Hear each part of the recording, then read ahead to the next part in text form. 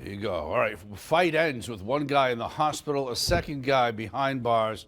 Scott Miles Ocon is charged with aggravated assault. The victim told he had just gotten on the bus at Leopard and Stillwell when he was attacked last night.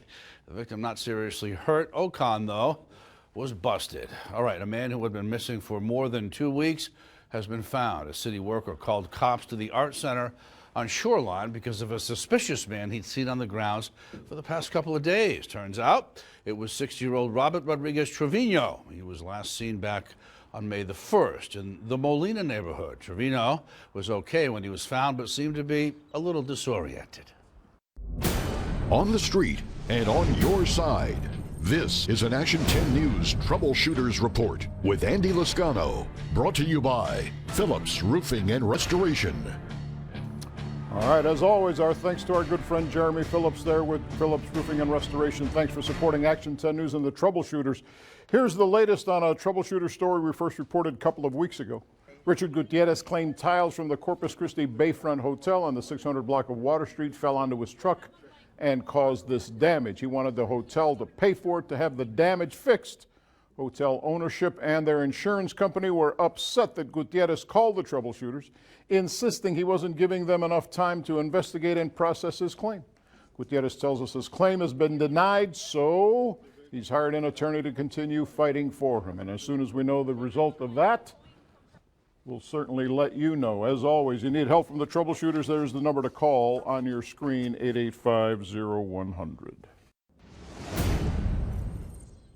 Sonia Hey Hill. guys, How you happy doing? Thursday to you both. Same to you. I'm doing Wednesday, pretty. but that's all right. You see, I've been. I'm hoping it's Thursday. I'm hoping it's Because then Thursday the next too, but day's it's not. payday. That's, I'm looking forward to that. But I've been thinking it's the wrong day pretty much every day this week. So hopefully I'll get with the program pretty soon. But let's go ahead and talk about the weather. Let's go ahead and pop up the current temperatures. Very warm, actually looks like an even split. Most of us are still in the 80s, but their western communities currently in the 90s. Very warm. Look at my hometown of Orange Grove, currently at 91 degrees. But here's what we can expect for tonight. 7 p.m. humid and breezy, 81 degrees.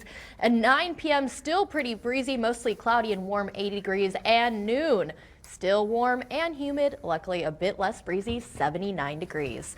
But before we move on, a string of deadly storms tore through the middle of the country, devastating several communities. So far, 26 tornadoes have been reported across 5 states, including Texas, killing 2 people and injuring dozens of others. One of the hardest hit communities was a trailer park in Wisconsin.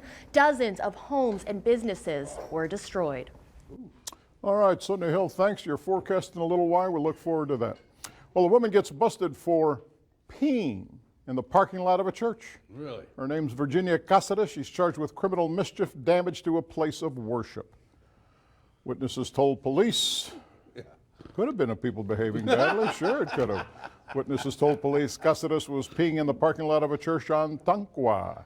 Cops say when she was finished, she started throwing rocks at the person. The rocks ended up hitting the building and causing the damage. So she was arrested. Yeah, definitely a people behaving badly. I think But so. kind of out of our viewing area a little bit. All right, so remember now the story, talking about people behaving badly. This is the story, the legendary story of the couch, sitting right there on the corner at 6 Points. Well, it's become legendary, it seems. It sat there for a couple of months. If you recall, it was at Staples and Ayers. Let's refresh your memory here. Remember this one? This is video from a report we did on April the 5th or so. No one really knew how it got there, so it sat there, it sat there, and it sat there. This week, I talked to the city's solid waste director, Lawrence Michalowski.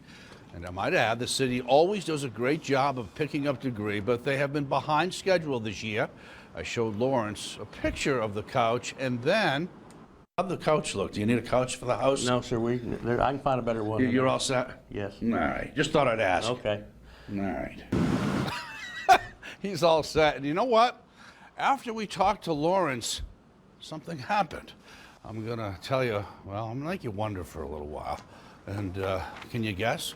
People behaving badly. It's 10. Well, the Nueces County Veterans Affairs mobile office headed toward Port Aransas tomorrow. Veterans can catch the mobile unit at the VFW post on North Allister Street. Cops were on hand to help veterans get information about federal benefits, counseling, health and education resources, and more. The mobile unit will be available from 10 in the morning until 2 in the afternoon. How about this? A floating classroom paying a visit to Corpus Christi. The TS General Rudder will be docked at the Ortiz Center for a couple of days. There it is. TS, by the way, stands for Training Ship. 50 cadets on board are taking part in a 4-year training program that prepares them for careers in the shipping industry. The ship's home port is A&M Galveston, but during the summer months, the cadets can get to do some sailing.